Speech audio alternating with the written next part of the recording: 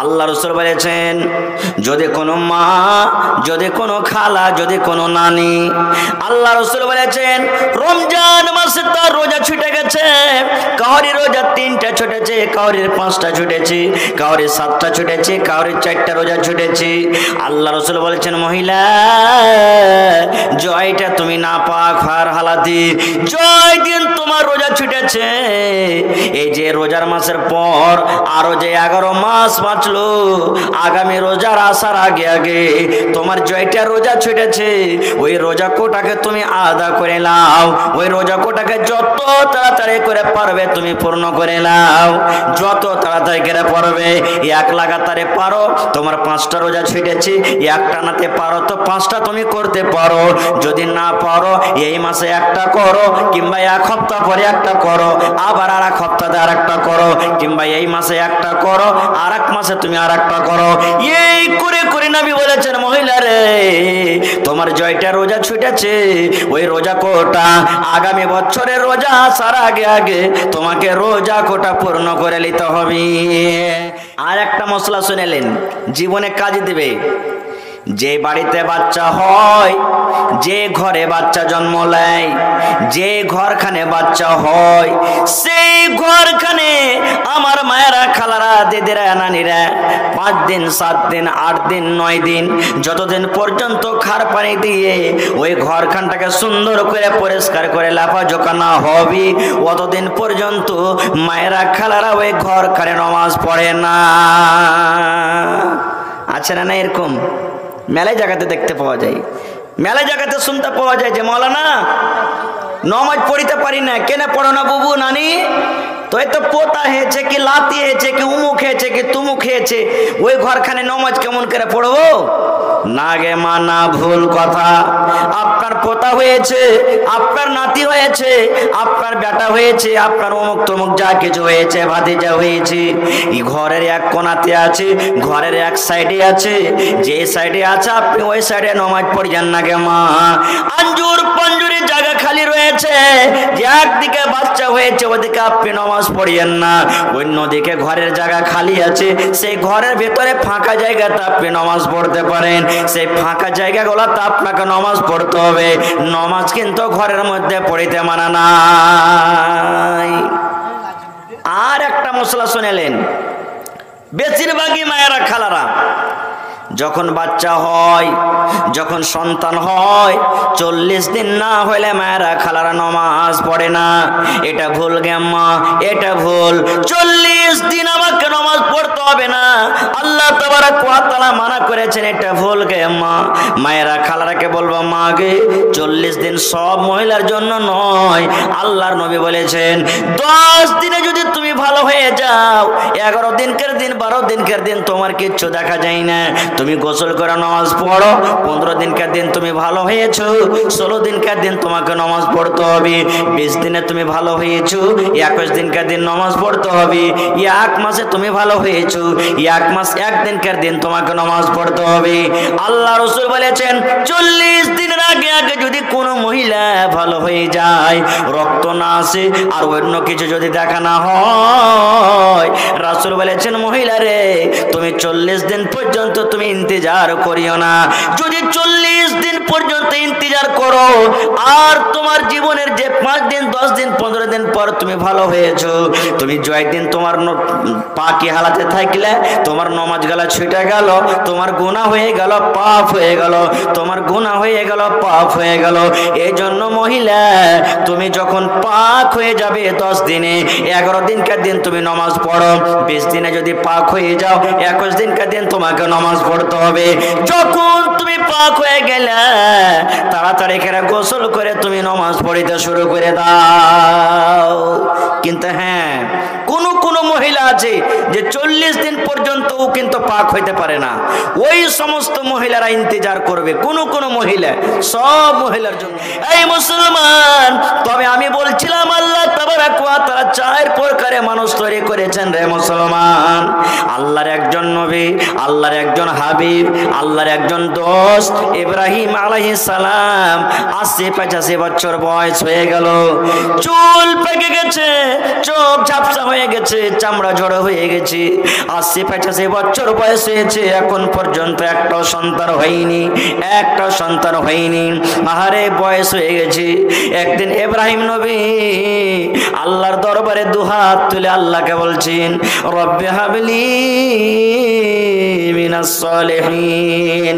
আল্লাহ আমার মাথার চুল পেকে গেল, আল্লাহ আমার দাড়ি পেকে গেল, আল্লাহ আমার বয়স শেষ হয়ে গেল, আমি মরে গেলে আমার ওয়ারিস কে হবে? রব্বুল আলামিন এখন পর্যন্ত জন্ম নিল না। আমার জমির মালিক কে হবে? আমার বাড়ির মালিক কে হবে? আমার ঘরের মালিক কে হবে? আল্লাহ আমি মরে যেতে গেলে আমার ওয়ারিস কে হবে? এখন পর্যন্ত হয়নি। আল্লাহ তোমার কাছে কোনো জিনিসের কমি নাই। আল্লাহ আমি তোমার বন্ধু, তোমার দোস্ত ইব্রাহিম খলিলুল্লাহ তোমার দরবারে হাত তুলে দোয়া করছি, রব্বি হাবলি মিনাস সলিহিন। আল্লাহ তুমি একটা নেককার সন্তান তুমি আমাকে দান করো। দোয়া করছেন আল্লাহর কাছে। এই জন্য কোনো বি জিনিস চাইবেন তো কার কাছে চাইতে হবে? জোরে বলেন। সূরা ফাতিহাতে পড়ছি, আলহামদুলিল্লাহি রাব্বিল আলামিন আর রহমানির রহিম মালিকি ইয়াউমিদ্দিন। তারপরে কি পড়ছি বলেন? ইয়াকা না'বুদু, তারপরে ওয়া ইয়াকা নাস্তাঈন। যতবার নামাজ পড়ছেন, জয় রাকাত নামাজ পড়ছেন, ওয়াত রাকাত আপনি তেলাওয়াত করছেন, যত রাকাত আপনি নামাজ পড়ছেন, অতবার আপনি দোয়াটা পড়ছেন, আপনি অতবার সূরাটা পড়ছেন। ইয়াকা না'বুদু ওয়া ইয়াকা নাস্তাঈন। আল্লাহ তোমার ইবাদত করি এবং আল্লাহ মুসিবতে তোমার কাছ থেকে আমি সাহায্য চাই। কিন্তু না, কিছু ভাইয়েরা আমার এমন আছে যে বাচ্চা যদি না হইতে গেলে কোন বাবার কাছে যে যাইবে তা আল্লাহ জানছে। যাই কি যাই না? কোন জায়গাতে চলে যায়, কোন জায়গাতে চলে যায়। এগুলা সব শিরক, ভুল, যেতে হবে না। খুব বাচ্চা দেনেওয়ালা, সন্তান দেনেওয়ালা একমাত্র আল্লাহর। কত মা খালা এমন আছে একটাও সন্তান হয়নি, রাইতে দিনে দুপুর বেলাতে সন্ধ্যা বেলাতে এরকম ভাবে আঁচল পেতে পেতে দোয়া করবে, এ আল্লাহ, আল্লাহ তুমি দেখতে পাও না আমার যে একটা সন্তান হয়নি? আল্লাহ জি, আল্লাহ তুমি ঠোঁট মোটা হইতে গেলে চলবে, লাক বোচা হইতে গেলে চলবে, কান কাটা হইতে গেলে চলবে, কালো হইতে গেলে চলবে, ল্যাংড়া হইতে গেলে চলবে, কিন্তু আল্লাহ তুমি আমাকে একটা সন্তান দাও। এরকম আঁচল পেতে পেতে দোয়া করছে। বলেন এরকম দোয়া করা যায় যাচ্ছে? এরকম দোয়া করা যায় যাচ্ছে? জি না। আল্লাহ রাসূল বলেছেন, যখনই তুমি আল্লাহর কাছে চাইবে ভালো জিনিস চাও। যে আল্লাহর কাছে তুমি খারাপ জিনিস চাইছো, সে আল্লাহর কাছে যদি তুমি ভালো জিনিস চাও, তো আল্লাহ যে তোমাকে খারাপ জিনিসটা দিতে পারবে। তুমি খারাপ জিনিস চেয়েছো, আল্লাহর কাছে তুমি ভালো জিনিস চাও, তা আল্লাহকে তোমাকে ভালো জিনিস দিতে পারবে না? অবশ্যই পারবে। একটা বাংলা কিতাবটার নাম হলো গল্পের মাধ্যমে জ্ঞান। একটা আপনাকে মজার গল্প শোনাচ্ছি। বাংলা কিতাব আছে একটা, গল্পের মাধ্যমে জ্ঞান। ওই কিতাবটাতে একটা ওয়াকিয়া লিখছে মানুষকে বোঝার জন্য, যে একটা লোক ছিল জমিদার, অনেক জমি জায়গা তার, কিন্তু আল্লাহ তাবারক ওয়া তাআলা ওকে একটা সন্তান দেয়নি। একদিন জমিদার নেই, দুপুরের সময়তে আঁচল পেতে দোয়া করেছে আইগিনেতে রহে, যে আল্লাহ সব কিছু দিয়েছ মালিক, একটা জিনিসেরই কমি, সন্তান। এতদিন হয়ে গেল বিয়ে শাদী হওয়া, সন্তান হইল না। আল্লাহ তুমি একটা আমার পরে দয়া করো, আল্লাহ জি একটা সন্তান তুমি দাও। আর ওই সমাধি ওই টাইমে একটা চিল একটা এন্দুরকে ধরে নিয়ে মুখে করে নিয়ে পালাচ্ছিল। আর কোন হিসাবে ওই চিলের বুক থেকে এন্দুরটা ছুঁটে বাস ওর আঁচলে পড়ে গেছে। যেমনই আঁচলে পড়ে গেছে তেমন এরকম ভাবে আঁচলটাকে বুকে জড়িয়ে ধরে বলছে, আরে আল্লাহ আমার পরে কত বড় দয়া করেছে রে, দোয়া করতে করতে আল্লাহ আমাকে ছেলে দিয়ে দিলে একটা সুবহানাল্লাহ। এবার দেখছে তো ওইটা এন্দুর, তো ও তো ব্যাটা না মনে করে চেয়েছে আল্লাহর কাছে। এবার তখন ওকে ভালো করে দুধ ভাত এইটা ওটা খাইয়ে ব্যাটা করে নিলে, শালা এন্দুর জাত খায়া খায়া একবারে হাইন্ডা হয়ে গেল কিছুদিনের মধ্যে। আর বিহা দিতে হবে তো জমিদার আর জমিদার নিয়ে রাতের বেলাতে গল্প করছে, জাজি আমাদের যেমন এলাকার মধ্যে আমরা রাজা মানুষ জমিদার, আমাদের কোনো কমি নাই, এই মতো আমাদের ব্যাটার যে বিহা দিব, মানে এন্দুরটার ব্যাটা তো বলছে ব্যাটার বিয়ে দিব তো সব থেকে পৃথিবীতে যে তাকাতো আর ওর সাথে ওর বেটের সাথে বিয়ে দিব। বলছে ঠিক আছে।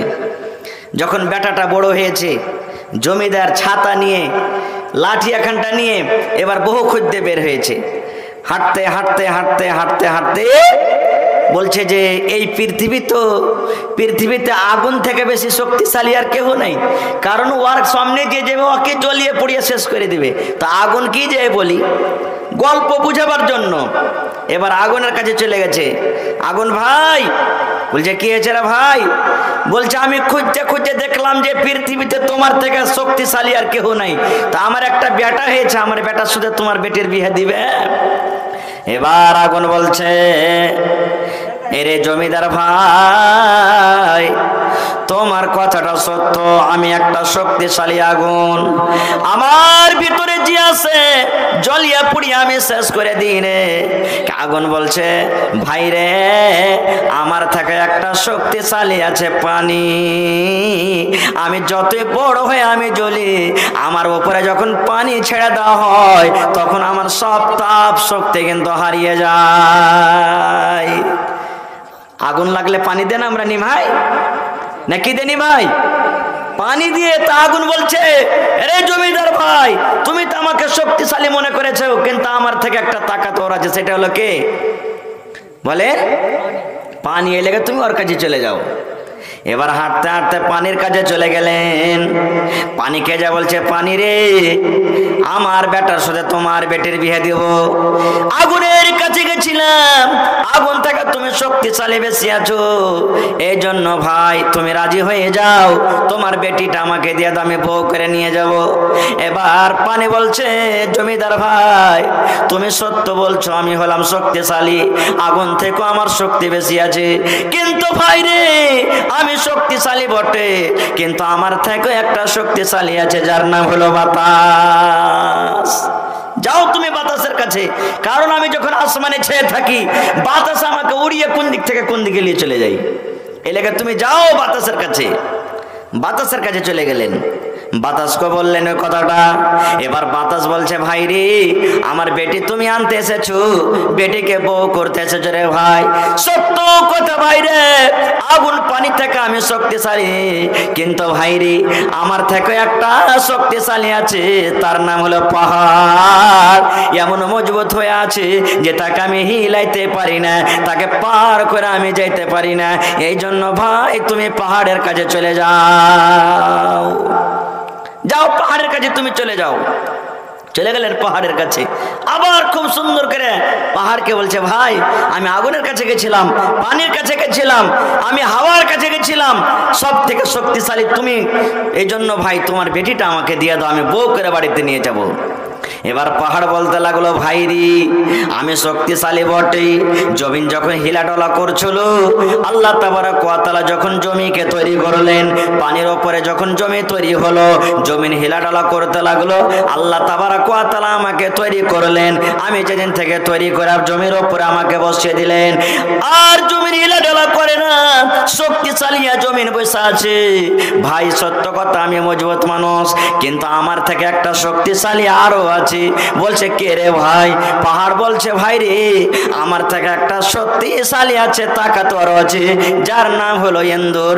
দেখো আমার ভিতরে কত খাল করে রেখেছে, আমার থেকে শক্তিশালী আছে ইন্দুর। বলছে দেখছো তো ঠিকই, ইন্দুরের খুব খাল হয়ে আছে ভিতরে ভিতরে। এবার তখন ইন্দুরকে যা বলছে ভাই এরকম আমি অমুক কুমের কাছে গেছিলাম, সব থেকে তুমি শক্তিশালী বের হইলে, এই লেগে তোমার বেটিটার বিয়ে আমার বেটার সাথে দিয়ে দাও। এবার কিন্তু বিয়ে হয়ে গেল। এবার বলেন তো কার বিয়ে কার সাথে হলো? জি, ইন্দুরকে সেন্দুর শোবে। হ্যাঁ, হায় রে আল্লাহ। এই জন্য ভাই আল্লাহ তাবারাক ওয়া তাআলা রাসূল বলছেন তুমি আল্লাহর কাছে যখনই চাইবে ভালো জিনিস তুমি চাও। ইব্রাহিম নবী ৮০-৮৫ বছর বয়স, একটাও সন্তান হয়নি, জীবনে কোনোদিন আল্লাহ ছাড়া অন্য কাউকে ডাকেনি। হাত তুলে আল্লাহকে বলছেন রব্বি হাবলি মিনাস সালিহিন, আল্লাহ তুমি আমাকে একটা নেক সন্তান দাও, আল্লাহ তুমি আমাকে একটা সলেহ সন্তান দাও। যেমন দোয়া করলেন আল্লাহ তাবারাক ওয়া তাআলা তার দোয়া কবুল করলেন। এবার আল্লাহ তাবারাক ওয়া তাআলা ইব্রাহিমকে ডাকতে বলছেন ফাবাশশারনাহু বিগুলামিন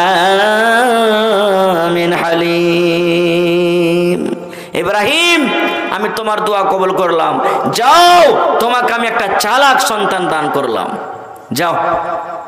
লম্বা ঘটনা।